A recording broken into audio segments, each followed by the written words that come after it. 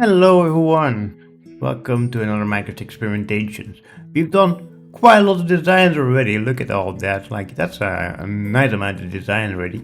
So I was like, let's change things up, let's do some more technical stuff, let's look at some redstone, because every Minecrafter needs to touch redstone eventually, whether they like it or not, and I don't really know where I'm at. I used to do some redstone like years and years and years ago, like with the first once the honey block got released, that's when I did some redstone and like tried to meddle with it. It's fun if you can do it. It's not so fun if you suck at those things. But yeah, these are like 20 redstone things that you can add in a build. They're all very small and therefore rather easy to do and also very fun to build because they take like maybe like 5 to 10 minutes stop for each of them. So let's get right into it. First things first, I want to go over here and explain these very crucial compartment in some of the builds. This one is an item collector. You'll notice that in quite a lot of collector videos. For example, if you got a sugarcane farm or any other farm up here and like item drop, then the hopper right down here will pick it up, put it in the chest, and there you go, you collected your item. That's a very important one that you probably use in a lot of farms, if not all of them. And the second one, we got an overflow filter. This thing basically makes sure that if you are collecting items and you're like, I don't want this to overflow, because if it overflows then everything gets kind of throttled and maybe it will cause server lag because the blocks can be picked up, then this is a very nice thing to add because this is an incinerator. The moment you put item in there, this will make a little clock here. Comparator goes all the way down here, powers this block, powers the dropper here, and then you will like create a little loop. And that will cause these blocks to drop into the lava if you don't stand next to it. And therefore it will be destroyed, causing no server lag whatsoever. Now those things aside, let's get into the actual 20 designs.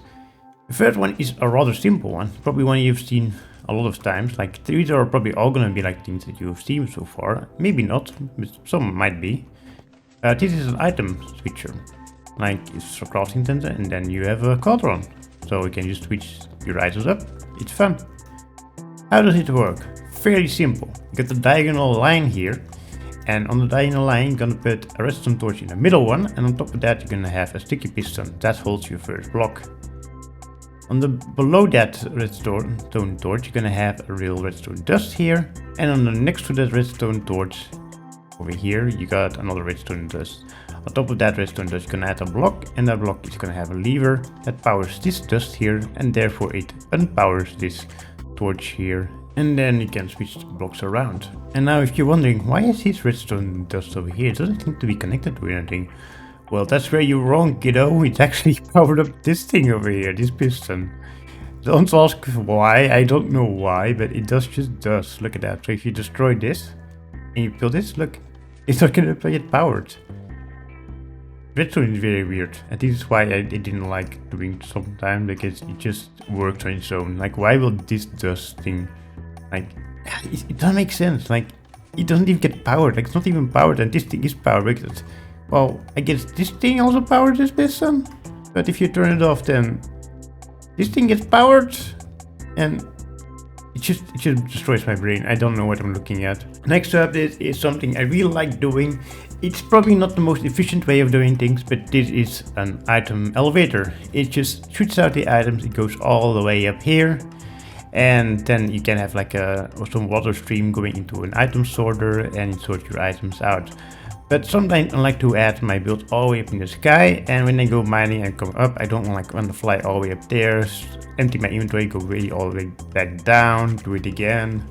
So I sometimes just add an item elevator, even something temporary, all the way down on the surface, add my stuff down here, let it shoot up to my base, put it in chest over there with like a hopper or whatever, and then go back to my mining session. It's very, very useful to have. How it works is very similar to the incinerator we had earlier. Basically you have a dropper here that goes up, and then the comparator repeater going in a loop here, and also a repeater that goes into this block powering this dropper, and then it shoots up the moment there's an item in it. And because the item doesn't know where to go, it just goes up. But you can only do this with non-solid blocks like glass or leaves. Don't use this with planks because that doesn't work. I think. Fairly sure it doesn't work. Might actually work. Wait. Does it actually work? Have I been living in a lie my entire life? Let's see.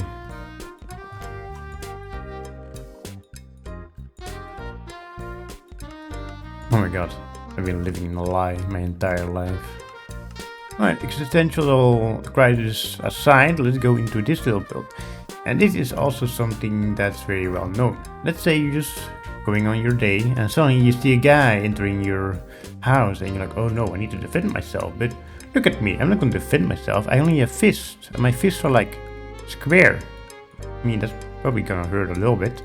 But I need the weapon. So what you're gonna do is you're gonna run in here. There you go, you got your weapon and your armor on. So it's actually very simple. And there, yeah, now I'm gonna kill him. Now how this works is fairly easy once again. You got your real pressure plate here, and that pressure plate alone triggers all these dispensers down here, and you're gonna have one armor piece in each of them. So these are your boots, here's your helmet, here's your armor plate. But that's not gonna power up these things. So how do you power these things up? Well, fairly simple. Back here, you're gonna have a little redstone dust, and because the redstone dust here, you're gonna get it powered by the pressure plate. These two observers are gonna be like, whoa, damn, that moved. They're gonna fart, because they farted. These guys are like very disturbed by these observers down here. Therefore, they also gonna fart for some reason. And that causes these redstone dust to also get powered, and because this redstone dust gets powered, these things up here will also get powered. Next up, we got a cute little door. And this door closes. Very cool. But once you get the right password, this door opens. This is a very simple combination, but you can have like 20 of these levers spread all around your room. All you got to make sure is that the redstone gets connected to the line on the back. Line on the back is fairly easy. So basically every lever that you want to use as a code is going to have a torch behind it. And every lever you don't want to use as a code doesn't have a torch behind it. Therefore, the torch doesn't get powered if it's not an actual code lever, and then the door won't react on it. But for example, here we got like 2 torches, so that means that both levers need to be switched for the door to open. Let's say that we have like a third one. We use something like this. Right, now we got like a 3 combination lock. So is this one right? Or is this right? No, that's not right. Maybe these? Yeah, that's right. Okay, cool. Then you can go through it. But let's say you're already inside, you can flick this lever, and with this lever flick you basically lock this door. So now you can do any code that you want, it's never gonna open, you're never gonna get the right code, because this lever here is flicked. Next up we got a door from Mr. Crayfish, and this is a password locked door. So all you need is a paper with your password, in this case code, then you throw it in this little corner here, and that opens the door. Once you're inside you press this button and that closes the door. Pretty cool. It is simple. No, not really. So I will advise looking at Mr. Crayfish's video on how to do this. You can also look at my little build here and try to replicate it, but honestly I wouldn't be able to replicate it myself without watching the video. I only know this thing over here, which is basically like some kind of like on and off switch. So if the item is up here, like down here, then the thing is off, but once you press the button the item is like going to get switched around, therefore going in here, opening the door, and then once you press the thing again, this item gets pushed up and goes all the way back here. This will be like an on and off switch. And all the other things are a little bit more complicated. Here is where you collect the code, and once you drop the code here on this block, it goes into this hopper minecart, coming into this hopper. If it's correct, then it goes in this one, and therefore it goes into the chest. If it's false, then it goes down here. If it's false, it triggers this one and doesn't do anything, I think. I'm not quite sure. If it's correct, then it goes in here and triggers the same thing that this button does. If you want to know how to completely make it step by step, I really highly suggest watching Mr. Crayfish's video, because honestly, it's a little bit more complicated than it looks like, but maybe you can replicate it by looking at this. And then we got this really sinister looking corridor. Let's say you got this thing on both sides of your corridor and like for maybe like 100 blocks long. Then you just press this lever, or have maybe a skulk sensor, or have a tripwire that once you enter the building, then this happens. Everything goes out, or well, let's say when you leave the building this happens. When you enter the building this happens, everything goes on. And it's very sinister looking, kind of like an evil layer. And how it works is it's fun. It's fun. So you basically have a lever, a sensor, or whatever you want. Then, well, you got to make sure if you're using a smoke sensor or a tripwire, you're probably gonna need like an on and off switch, like a deflip switch, so that you basically have the same reaction as with the lever. So if you switch this lever, for example, it will power these blocks here, and that will push the piston up. But once you unpower the lever, because this thing goes down first, this observer here is gonna do a little fart, and because of that, it's gonna trigger the dispenser up here, and that's gonna burn the soul sand that we have. There you go. Then we've got this cute little kitchen. It's very fun to look at, and of course you're gonna see that there's a lever here, and because you know there's redstone here, you know that there's redstone here. But if you don't know that, then this is gonna be like a normal kitchen that you see in your normal survival Minecraft world. But there's more that meets the eye. In this case, if you switch this lever here, oh, nothing happens. Well, that's not really true. Down here, that's where everything happens. Just flicker this little trapdoor and you can fall down. And then you have a button somewhere down here that you press that closes everything up again. I don't have that, but that's just how it works. Once you flick the lever again, everything closes nicely up again. And there you go, you got your already kitchen again. It's a little sneaky little door where you can put your treasures. And it works like this. So you got two sticky pistons, like the 2x2 sticky pistons. One going into another sticky piston and the other one going to a block. The moment you switch the lever up here, this thing here, this line will get powered. But before these two things will get powered, this block here will get powered, and that's important for the retraction. So a little bit later, these two blocks are gonna get powered by this repeater up here, so they're gonna get pushed forward, and because these blocks are already powered, this piston will also get pushed up. Now if you flick the lever again, these things will go down quicker, so this piston is gonna get unpowered first, and then these two pistons get unpowered first. So let's see that, look at that in action. So if I press this, see that this is already powered, so these are like, it doesn't matter. And then they get all pressed, and if I flick this lever, you'll notice that this one first will get unpowered, dropping this one behind, and then a little bit later, the piston also getting unpowered. Look at that. Next up, we got another hidden door, and let's say that this is your entire wall, so your wall is like very big room, and this is how you decorate your wall, very dark, but I'll take it. Nobody's gonna know this, but if you like right click this no block, nothing happens. Oh, so I guess it's just a normal wall. But if you right click this one, oh, it all opens up. Look at that, hidden door, very cool. How does it work? Well, it's basically just a node block and two observers looking at the node block. One observer going into this block, powering this piston over here. Another observer going into a redstone dust, powering this piston down here. Can't be easier, fellas. It just can't be easier. Like, this is probably the easiest door that you'll see in your life. And then this is a very old school one. This one was already a thing when I was like, I don't know, 15, and that was like 12 years ago. So you just press on this pressure plate and the door opens, and once you leave, it closes. Yeah, it's that easy.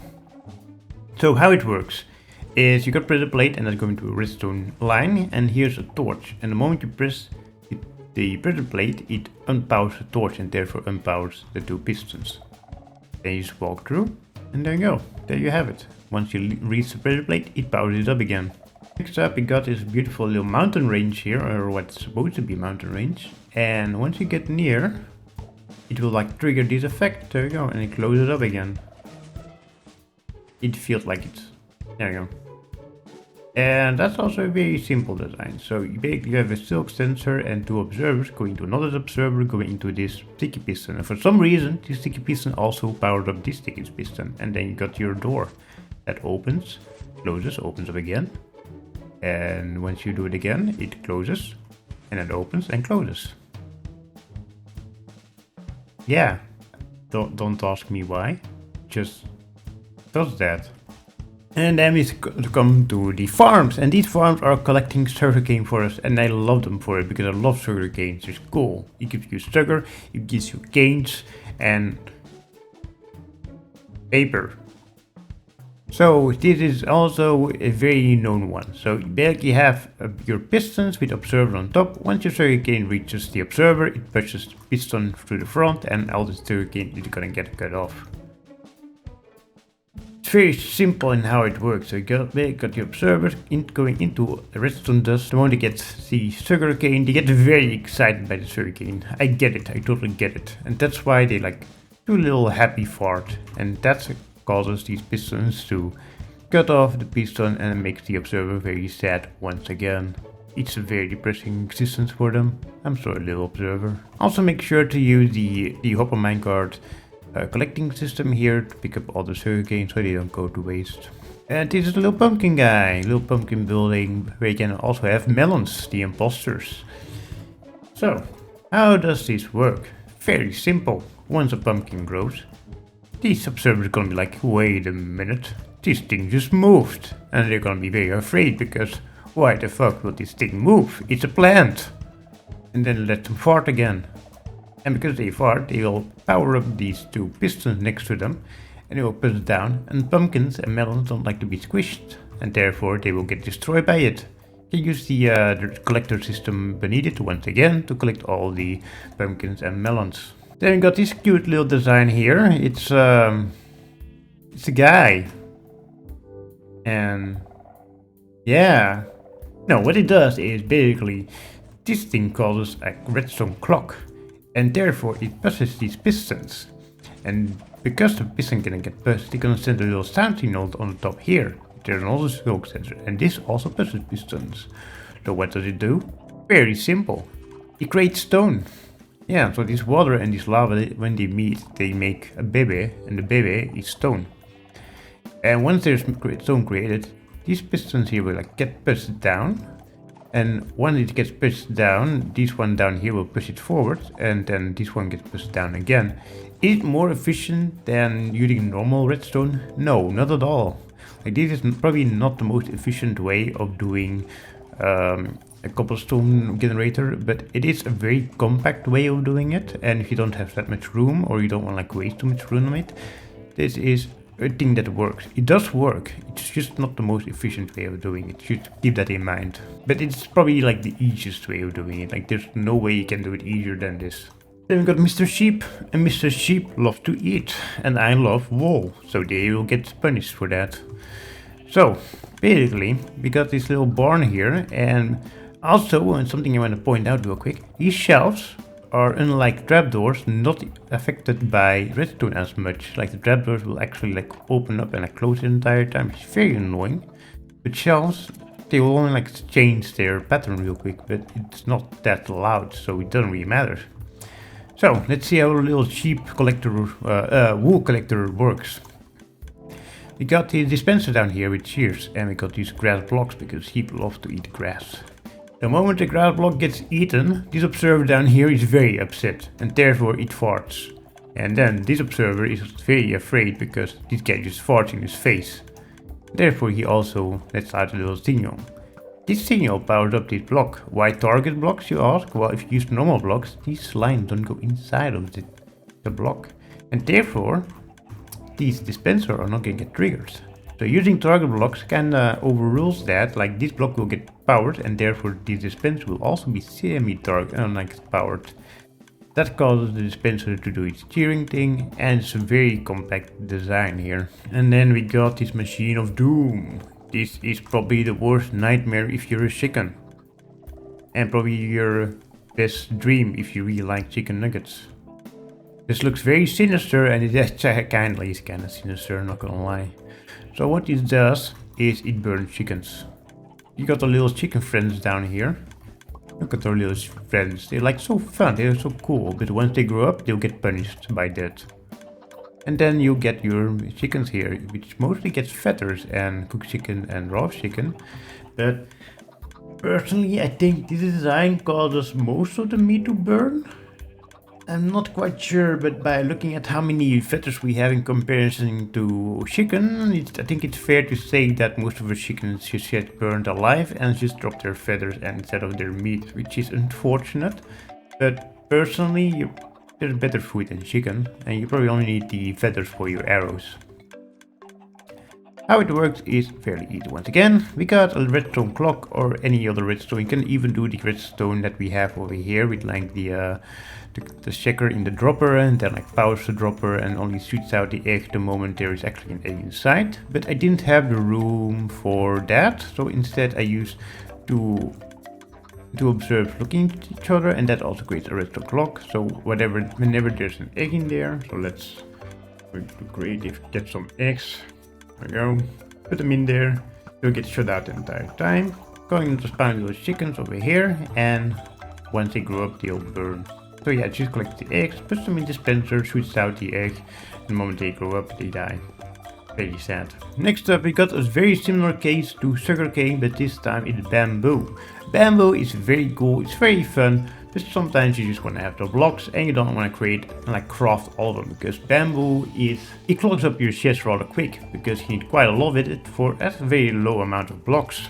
This kind of solves that problem. So as we've seen before with the sugarcane farm, there's some pistons down here, and once the bamboo grows all the way on top of here, you can also make it a little bit shorter if you want to. Then these observers are going to be very upset, and once they're upset, they'll cut down the bamboo. Now the cool thing about this thing is that you don't really get bamboo, no, you get blocks of bamboo because you want to build with them. So how does it work? Well, as I said before, we got our little observers here, shooting out the redstone dust. These observers going all the way down, going into this line powers up these pistons, cutting down the bamboo, going onto these blocks. This hopper minecart will pick it up, drop it in the hopper here, and then there's actually a redstone clock here with the armor stand standing on top of a skulk, and that powers up this auto crafter. The moment there's enough bamboo in here, so let's say there's like 9 in there, it gets crafted, and that will be shot up into this chest. So very simple. So it's a very compact design, and it will give you plenty of blocks of bamboo. Like we got 24 in like maybe like 20 or 13 minutes of standing here, and we're gonna have even more now. We're gonna get like 25, right, Mr. Bamboo? Yeah, 25. And there's only 3 of them, so let's imagine you get like 20 of them, then you get like a lot of blocks of bamboo, so you can get to building quite easily. You don't even have to make like a tree farm or whatever, you can just do this and then have your wood from that. Then we got a little honeybee, and the honeybee has bee and honey. So we got our cute little fella here and some flowers, and we got some hives. The moment our little guy here has his honey, he'll go into the hive and fill up the hive a little bit more. Once the hive is full, this dispenser up here is shears, and it was here the hive then drops a honeycomb. Look at that. So how does it work? Well, mainly like that, like bee gets honey, between the honey. Then back here there's a comparator. I got double comparator here because I feel like the line was a little bit too long and didn't get to the target in time. So for this design you need the double comparators. The moment the blocks are completely full, it will get filled up all the way to this line here, powers up this target block. Then this target block will also power up the dispenser here, and therefore you got some free honey. So we got this beautiful castle wall. If you want to make something like this, I will suggest making the redstone build that's inside 1 block to the back. So you can actually close up this wall with more trapdoors here on the side here, so you can actually not look inside. Because right now it's rather obvious that there's something in there, but you can make it not obvious, obviously. So once you open these trapdoors, you go in here, and then you can just walk your way all the way up to the castle. You can have a double staircase instead of like a singular one, but then you need to make it 1 wider, and I didn't have that room to make it 1 wider, so you gotta cut your losses sometimes. This is how it works. You basically have your pistons on one side going diagonal up, and then your sticky pistons have stairs, and on top of that there's always like a block. You can also have like a redstone lamp, it's also fun to look at, with a tripwire hook going to a string, and then once you press this block will be powered, and therefore this piston will be powered. Once you go up, this block will be powered, and therefore this piston and this piston will be powered. So you can just fairly go up a little bit, and there you go, everything will be powered quite nicely. And then we got this thing. I'm actually really fond of this thing. It looks very cool. It's like a kind of industrial forge kind of thing, right? So it looks like there's water coming in here and steam is leaving from this place. So what it is, let me clear my inventory real quick. It is a super smelter. Not that super because it's not that big, but it's a super smelter nonetheless. So how you do it is basically you have the trapdoor, and that like switches between the two minecarts that you can put your things in. You can put your raw iron on top here, and then you put your coal in the back here, and then it will distribute it between these three furnaces. It will cook, and then it will go into the chest, and there is your iron. You can have your chests on the side here, and then with some droppers and hopper shenanigans, you can make it automatically go back up there and get like auto-filled without actually having to do this. But this is a very compact design and it works just as fine, so you know, it's fine. How does it work? Well, if you know a super smelter, you probably already know how it works, but let's go over it real quick. So we got two mine cards here. Why two? Well, you got two inputs, right? So you got an input for your coal and you got an input for your iron. Just pick our iron or coal once again. Of course, it doesn't need to be iron, it can be anything. But coal needs to be any fuel block. So the top one here is actually very simple, like which one needs to be what, right? So the top one is always the top input. And the one in the back is always the bottom input. And then the one on the bottom is always the output. So top input is up here, so you put a raw iron in here, so you notice that this will be filled up and then starts cooking. And then on the back here, put your coal, and you notice that this one here will be filled up. And once they're done cooking, they'll like start putting them on the chest. Then last but not least, we got this bad boy. It's a clock, it's a bell, it does bing ding ding, and what else can you ask from a clock? Nothing, exactly. So this is a clock, and every one in-game Minecraft hour, not like a real hour, so a Minecraft hour, which is like 1000 ticks or something, I think. Every 1000 ticks, maybe that. A bell goes off, so that you'll notice like, oh, an hour went by. Maybe you're some redstone god, you can even do it so it like does the actual amount of hours that's at right now, but well, let's just say we can't do that in a 5x5, can we now? So how it works, we got an E2 clock here, and the E2 clock has, I think, 63 blocks, and 63 blocks is the right amount to have exactly 1 hour. Once it's full, that this will like trigger this comparator, and this comparator just powers up this bell. Yeah, it's just that, to be honest. There's not really the hell going on. So we got these two hoppers going to each other with the dropping the items. Once there's a knock in this one, this thing gets powered up and therefore pushes up this piston, and then it goes back and forwards, just like your standard E2 hopper clock. Look at that. So those were 20 of my very compact and rather simple redstone designs that you can easily put in your Minecraft world without having to like do some redstone engineering, take days of your real life to get it working. So is it the most complex thing? No, not at all. Are these things useful? I would say they are kind of cool and maybe not always useful, but they're nice to have and they're nice to play around. So I hope you like learned something out of this. Well, I'm not quite sure if you learned something, but if you did learn something, I'm happy I could help with whatever you needed.